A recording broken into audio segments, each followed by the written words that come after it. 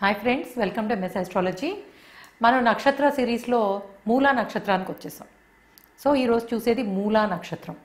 చాలామంది ఈగర్గా వెయిట్ చేస్తున్నారు మూలా నక్షత్రం గురించి తెలుసుకోవాలని. సో ఈరోజు చూసేద్దాం. మూలా నక్షత్రం కేతు నక్షత్రం. అంటే మూలా నక్షత్రానికి అధిపతి కేతువు.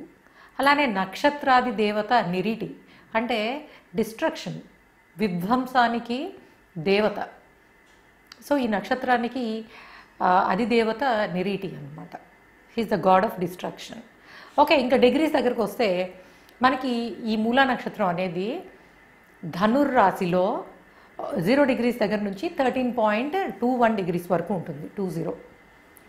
సో ధనస్సులో 0 degrees 1 లేదా 0 degrees దగ్గర నుంచి 13.20 వరకు ఉండే డిగ్రీస్లో ఉండేది నక్షత్రం. మనకి మూలా నక్షత్రం మీద చాలా అపోహలు ఉన్నాయి, అట్లానే కొన్ని నిజాలు కూడా ఉన్నాయి. బట్ ఏదైనా ఇది కొంత డిఫికల్ట్ స్టార్ అని చెప్పచ్చు. ఎందుకు డిఫికల్ట్ స్టార్? ఎస్పెషల్లీ మనం చూడండి, మన నక్షత్రాల గురించి తెలుసుకునేటప్పుడు ఇది జన్మ నక్షత్రం అయితే, అంటే మూన్ ఆన్ మూలా నక్షత్ర, చంద్రుడు మూలా నక్షత్రం మీద ఉన్నప్పుడు అది మీ జన్మ నక్షత్రం అవుతుంది. సో మీరు రాశి ఫలాలని దాన్ని బట్టి చూసుకుంటూ ఉంటారు. సో ఇక్కడ మూలా నక్షత్రం అనేది ఎప్పుడైతే కేతు నక్షత్రం అయిందో, ఆ కేతు నక్షత్రం మీద చంద్రుడు ఉండడం, అంటే మనం చూడండి, మనకి ఈ క్యాలిక్యులేషన్స్ ఎట్లా చేస్తుంటాము, రాశి అధిపతి ఎవరు, నక్షత్రాధిపతి ఎవరు, అట్లానే నక్షత్రాది దేవత ఎవరు, ఇవన్నీ కలిపి చూస్తాం. ఇక్కడ చూసినట్టయితే నక్షత్రాది దేవత విధ్వంసానికి దేవత, విధ్వంసానికి కారకత్వం. అలానే ఈ నక్షత్రానికి సింబల్ చూస్తే కనుక వేళ్ళు, బంచ్ ఆఫ్, అంటే కొంత వేళ్ళనన్నిటినీ దగ్గరకు తెలిసి కట్టేసినప్పుడు వాటి రూట్స్ అన్ని కిందకి ఎట్లా ఉంటాయి, సో దాని సింబల్ అలా ఉంటుంది.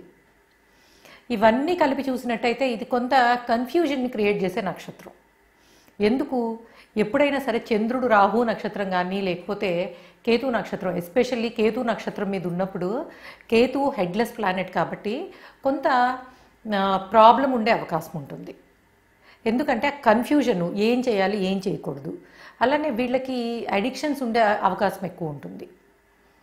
ఎందుకంటే లైఫ్లో దేన్ని పట్టుకోవాలి, దేన్ని వదిలేయాలి, ఈ విషయంలో కొంత అర్థం కాక కొంత కన్ఫ్యూజ్ అయ్యేది ఉంటుంది. దాని కారణంగానే అడిక్షన్స్ అవ్వడానికి, అంటే ఆల్కహాల్ కానీ లేకపోతే ఏదో ఒక రకమైన, దీనివల్ల ఎందుకు మనం పర్టికులర్గా చెప్పాల్సి వస్తుందంటే అధిదేవత ఎవరో చూసాం మనం.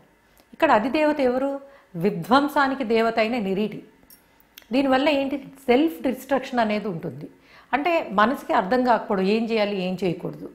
దీనివల్ల వాళ్ళే కొంత హాని చేసుకునే అవకాశం ఉంటుంది. మేబీ కొన్ని రాంగ్ డెసిషన్స్ తీసుకోవడం, దానివల్ల కష్టపడడం, లేదా వీళ్ళు ఎక్స్పెక్ట్ చేసినట్టు లైఫ్ ఉండకపోవడం, దీనివల్ల ఫ్రస్ట్రేషన్, ఇవన్నీ ఉంటాయి. ఇవి కొంత నెగిటివ్ సైడ్ అయితే. పాజిటివ్ సైడ్కి వచ్చేటప్పటికి మనకి ఆ రాశాధిపతి గురు ప్రభావం, చంద్రుడు, అగైన్ కేతువు. This is an excellent combination for healers. అంటే వాళ్ళ చేతలతోటి కానీ మాటలతోటి కానీ పక్క వాళ్ళ బాధను తగ్గించేవాళ్ళు. Because Ketu is a healer, ఆయన ఒక మెడికల్ కూడాను. సో ఇక్కడ చంద్రకేతు గురులు వచ్చేటప్పటికి వీళ్ళు మొదట్లో కష్టపడ్డ, వన్స్ వాళ్ళ కష్టాన్ని గుర్తించి ముందుకు వెళ్ళగలిగితే మటుకు they can become an excellent doctors, psychologist, psychiatrist, ఇట్లాగా పక్క వాళ్ళని బాధలు తీర్చే ప్రొఫెషన్స్లో ఉంటారు. సో అంత ఒకవైపు ఎంత డిస్ట్రక్షన్ ఉంటుందో, ఇంకొక వైపు అంత గ్రోత్ కూడా ఉండే నక్షత్రం ఇది. రెండూ ఉంటాయి. అయితే మూలా నక్షత్రం వాళ్ళకి భక్తి కొంచెం ఎక్కువ ఉంటుంది. అందులో మంత్రశాస్త్రం నేర్చుకోవాలని, అకల్ట్ సైన్సెస్ నేర్చుకోవాలని. బికాస్ మూన్ ఆన్ కేతు మంత్రశాస్త్రము, అలానే మనకి ఆస్ట్రాలజీతో పాటు మిగిలిన ఉండే ద డార్క్ సైడ్ ఆఫ్ ఈ అకల్ట్ సైన్సెస్. అంటే చూడండి, కొంత మాయా విద్యలు అంటారు కదా, కర్ణపిశాచి, ఇంకా మంత్రాలు, లేకపోతే వేరే వైపు అనమాట, అటువైపు కూడా అట్రాక్ట్ అయ్యే అవకాశం ఉంటుంది. బికాస్ గురువు అక్కడ ఉన్నా కూడా Ketu gives some kind of confusion. Right వేలో వెళ్ళాలా, రాంగ్ వేలో వెళ్ళాలా అనే కన్ఫ్యూజన్ ఎప్పుడూ ఉంటుంది. సో ఇది మోస్ట్ ఆఫ్ ద టైము చంద్రుడికి కేతు ప్రభావం ఎక్కువ ఉండడం వల్ల నెగిటివ్ వేలోకి తీసుకెళ్ళి ఫెయిల్యూర్ని లేకపోతే కొంత డిస్ట్రక్షన్ని చూసిన తర్వాత తప్ప మళ్ళీ మంచి వేలోకి వెళ్ళేది ఉండదు. అయితే మనకి ఒక్క నక్షత్రాన్ని బట్టి వీళ్ళ లైఫ్ ఇలా ఉంటుంది, వీళ్ళ మనస్తత్వం ఇట్లా ఉంటుందని చెప్పడం కుదరదు. కాకపోతే ఆ మనస్తత్వం ఎట్లా ఉంటుంది అనేది కొంతవరకు ఒక 20-30% చెప్పొచ్చు. అది ఎందుకంటే మూన్ అంటేనే మనసు. ఆ మనసు ఎప్పుడైతే వచ్చి కేతువు మీద ఉందో దట్ గివ్స్, కేతుకి హెడ్ ఉండదు కాబట్టి కన్ఫ్యూజన్, లైఫ్లో కన్ఫ్యూజన్ అనేది ఎక్కువ ఉండే అవకాశం ఉంటుంది వీళ్ళకి ప్రతి స్టేజ్లోనూ. కాకపోతే వీళ్ళలో ఉండే ఇంకొక స్పెషల్ ఎలిమెంట్ ఏంటంటే వీళ్ళు దేనైనా సీక్రెట్ అంటే తెలుసుకోవడంలో ఎంతూజియాజం ఎక్కువ ఉంటుంది. బికాస్ ఇక్కడ ద ఒరిజినల్ 9th సైన్ కదా మనకు ఉన్నది, ధనస్ అనేది 9th. ఆ 9th అనే ఆ హయ్యర్ లెర్నింగ్స్ కానీ లేకపోతే ఏదైనా తెలుసుకోవాలన్న ఉత్సాహం కానీ, దీనివల్ల ఏంటంటే కొంత ఎడ్యుకేషన్లో దానిలో ప్రాబ్లమ్స్ ఉన్నా కూడా బట్ స్టిల్ పక్క వాళ్ళది కానీ లేకపోతే ఏదైనా సీక్రెటివ్గా ఉన్న విషయాన్ని తెలుసుకోవాలనే ఎంతూసియాజం చాలా ఎక్కువ ఉండే అవకాశం ఉంటుంది. బికాస్ కేతు అంటేనే కొంత ఈ అకల్ట్, అండర్ గ్రౌండ్, సీక్రసీ ఇది అంతటిని ఇండికేట్ చేస్తూ ఉంటాడు కాబట్టి మూన్ ఉన్నప్పుడు అలాంటి ఇంట్రెస్ట్లు ఉండే అవకాశం ఉంటుంది.